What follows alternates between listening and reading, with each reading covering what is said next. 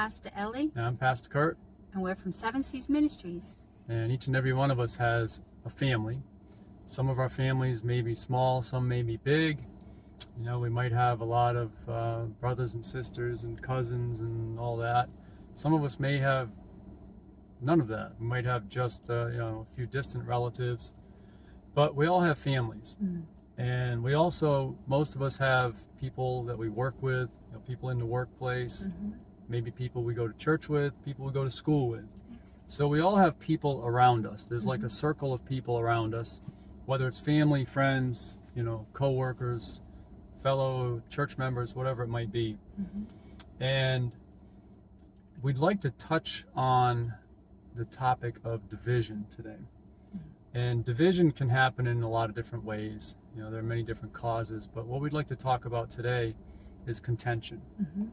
And contention is a very unhealthy thing for any situation where there's groups of people. Yes, that's right. Whether it's a family, a church group, whatever, workplace. And contention can cause great division and great harm. Not necessarily, physical harm, but it can cause a lot of emotional distress and a lot of emotional harm. Yes. And Proverbs 22:10 says basically to cast out the scoffer, and contention will disappear. And it's not that those exact words, but that's the meaning of it. And so we have to look at what a scoffer is and what it means. If somebody scoffs.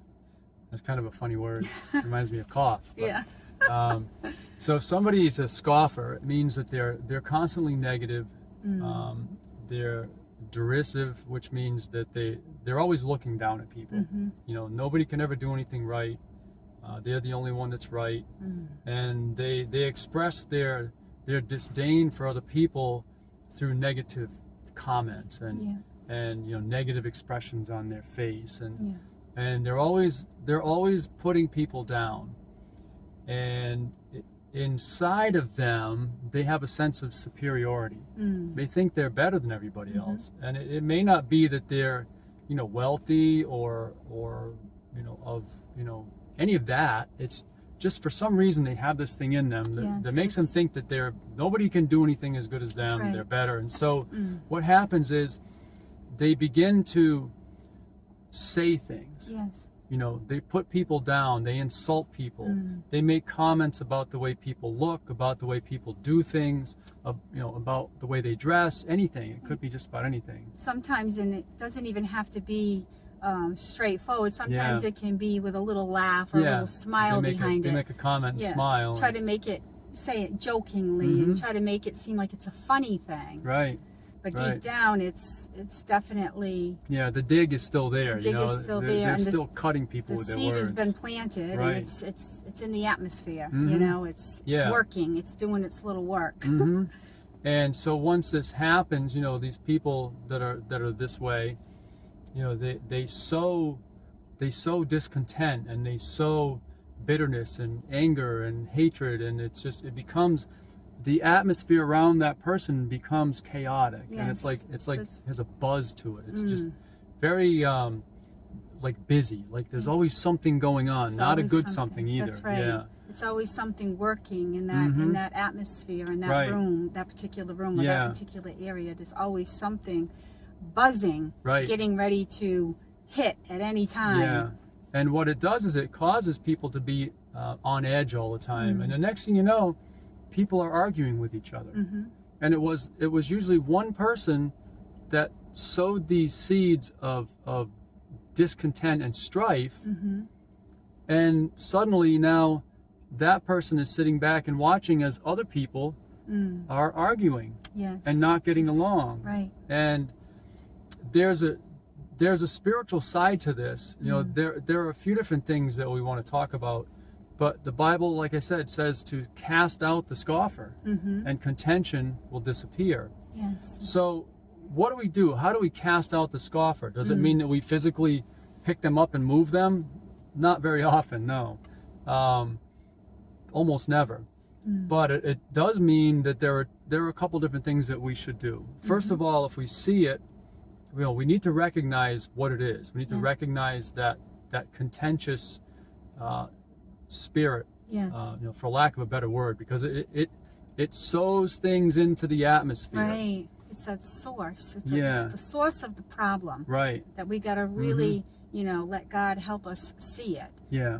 Because like we said, it can come in with a smile or a laugh or a joke, and we just think it's funny, but it's sowing that seed into that atmosphere of that place, wherever it may be. Right. The home, the church, the the relationship with the husband and wife, or the parents and the children, or the in-laws. It's that seed that's being sown in that family, and we've got to be able to see it. Right. And it does come in, like we were saying, like a funny. It can come in as a joke, or as a laughter, or trying to come in gently, so it can deeply root itself in there. It disguises itself in humorous comments sometimes, and other times it's just more direct. Oh, you're stupid.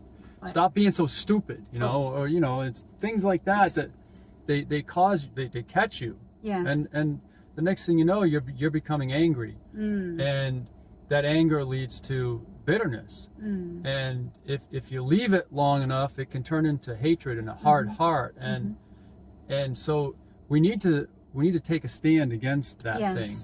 And obviously, like I said, you're not going to physically pick the person up and put them out of the room. Right. But how do we handle this? How do we deal with it? Well, we need, first of all, like we were saying, to recognize it. Once we recognize it, we need to take a stand against it. Yes. And it doesn't have to be a confrontational thing where you get in a person's face and say, look, I'm sick and tired of your comments, just shut your mouth. It's not that, even though part of us might want to say that, but we have to handle it in a way that won't cause more division and more strife and more contention. Right.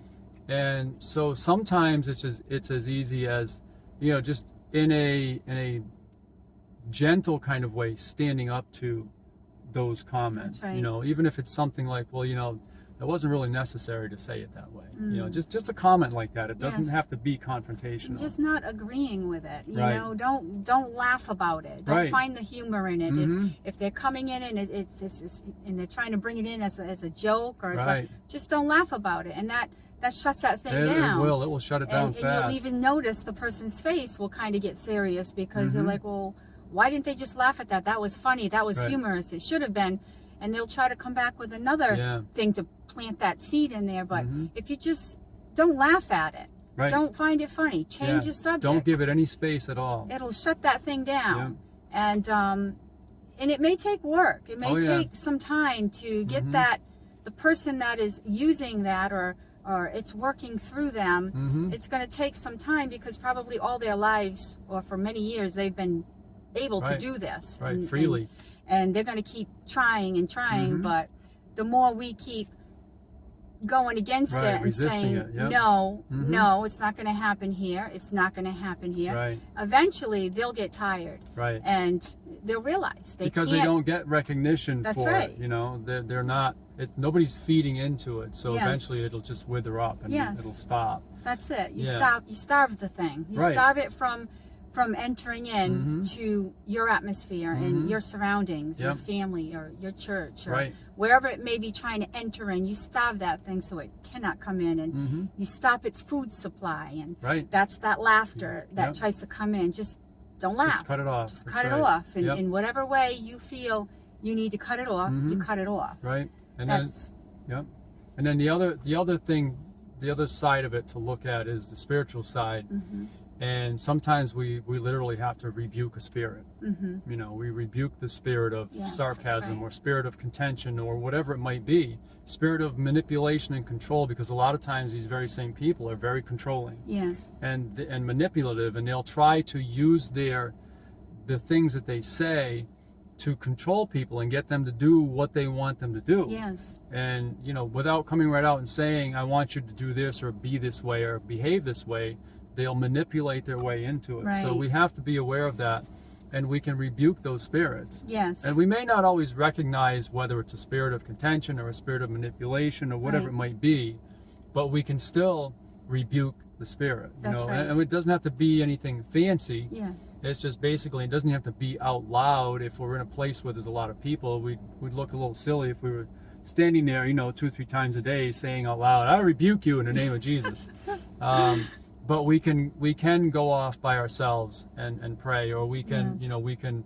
we can speak it, under our breath and just rebuke the evil spirit. It Yes. you don't have to name that spirit, but I rebuke that evil spirit in Jesus' name. Yes, that's right. And it's that simple, because once we recognize it, Yeah. and it has been discovered, it has been found out, and we rebuke it, then that thing has to obey. That's right. It has to stop. obey the name of Jesus. That's right. So It's as simple as that. Yeah. It's Yep. just like you said. It's as simple as that. You It is. rebuke it. You bind that thing from working, and in the Yep. name of Jesus, it has to stop. It Right. can't continue to plant that seed in Right. there. Now the person, on the other hand, who is the one that's been contentious and who is the scoffer, they've been doing this for so long many times that when something comes and it interrupts their flow of sarcasm or their flow of negative comments, they don't know how to handle that. Right. And so, they may initially, there may be some backlash. They may get upset or angry or frustrated, and they may try to manipulate people by, all of a sudden, if you're not laughing at them, they may put on the sad face. Yeah. Or think you're being Yeah. mean or something. That's Yeah. those are the things you're just going to have to be ready for, and Right. you're just going to have to ignore it. Really, Right. just That's what it again, comes down ignore to. it. And starve it. Has a lot to do with casting it out. Right. It's just simply Yeah. ignore if you don't it, give it space, you don't give it a place, yeah, it has to leave. it leaves. So, And be prepared for that, because Yes. manipulation is a big part of that type of person yeah, and that personality. That's Yeah. right. So it's not necessarily an easy thing to get rid of. It's Right. easy. The steps are easy, but the process can take a while. It can take time, Yeah. and you just have to be patient with Right. the person that it's flowing through. And that person may even be us. I mean, we may be, it's not Yeah. always necessarily someone else that's Maybe doing maybe this. we've fallen into that. That's right. So we have to kind of let God show us, examine ourselves, and let him show us if we're doing this. Right. And if we are, we need to, we need to face it. We need to ask God for forgiveness and have him help us to get past it and to stop doing it. Right. We might have learned it from somebody, or it might, maybe we grew up with it or Right. something, and we have Yeah. to learn all over again how not to do that. Right. So, I mean, it's good. Yeah. It can be done. We just have to start to take the steps, whether it's Right. in us Just one step at a time. or whether it's in someone else. Right. And either way, it's going to bring peace in our will. atmosphere, Yeah. and in our relationships. And it can help relationships heal That's right. and build and grow, because Yep. when this thing is here, it's always in between people, and it's always Yes. causing division. Yes. And so once that thing is gone, Yep. healing can come to right. relationships, and strength Yeah. can come to relationships. That's right. And there, it's so much here. There's so much to this. There's so many things that tie together. Yes. You wouldn't think that it'd be that complicated, Yeah. but there are so many things that are all tied to Connected. each other That's and right. connected. So, Yes. so take a stand against this, the scoffer. Take a Yes. stand against contention. That's right. And let God. We need to let God lead us when it Yes. comes to these That's kinds right. of things, and show us what to do, how to do it, what to say, how to say it, when to speak about it, when to be silent and just pray, when to rebuke a spirit. God will show us all these things. That's right. And it will take a little bit of time, but it will definitely get better. That's right. And it will bring healing to relationships. Yes. And so, take this to heart. And as Pastor Ellie was saying, we need to make sure we're checking ourselves too, and make sure this isn't in us. That's right. And hopefully this will help some people. And if you feel you want to share it, or maybe you know somebody that's in this kind of a situation, you want to share the video with them, feel free to pass it around. That's right. And we're praying for everybody. Yes. We appreciate your prayers. Yep. We really do. And Yes. Thank you. we just We love interacting with everybody, whether it's by emails, phone calls, or whatever. We love you all. We do. We love you all. And you guys have an awesome rest of your day, and we'll see you in the next video. Take care. Bye-bye. Bye-bye.